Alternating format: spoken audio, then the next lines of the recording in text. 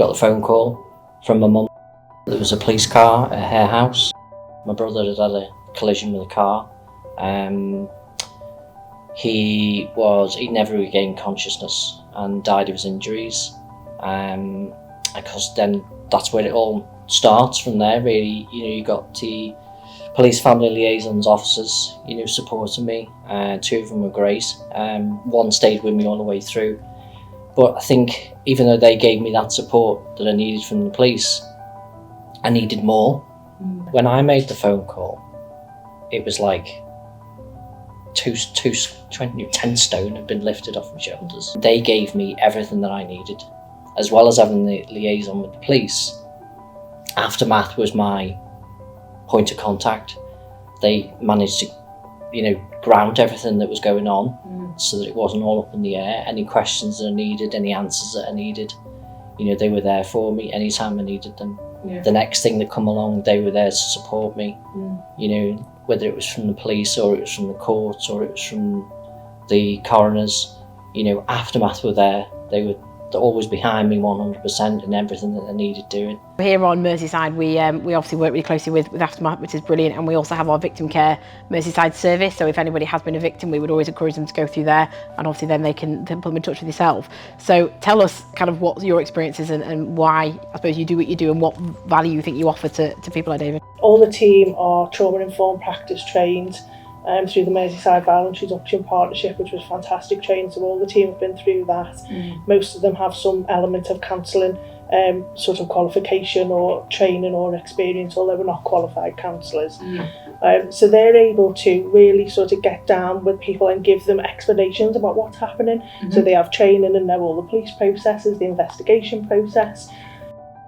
So actually knowing that if somebody has been driving dangerously or if somebody has been at fault, that person is being held to account. So that is obviously a key part of that recovery and that journey that people go on. So what's your role in that and how do you navigate that and support victims and families? The primary role of an FLO is an investigator, the part of the investigation team, and they're part of trying to find out what's happened, how it's happened, and get to the end of that process with the family. But as Dave said, there's only so much that we can do. We do offer support because as humans you want to anyway.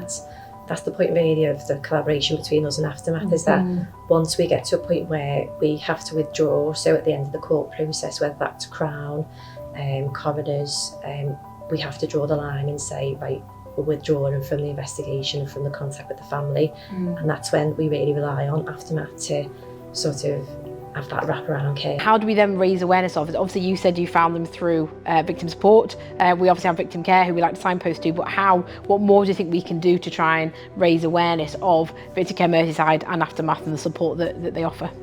I think it's having those conversations like that we're having today and raising that awareness and making this not a taboo subject. Very often people will talk about certain things, and I find that road safety and road trauma, road death is not something that we talk about very often. We do have the saying, people don't hear about us until the worst time of their lives.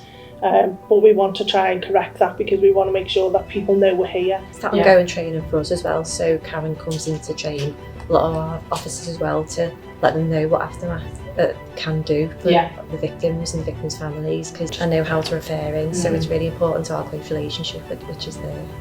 What would you advise you'd give to other families who might be going through something similar? Straight away, without a doubt. You need answers.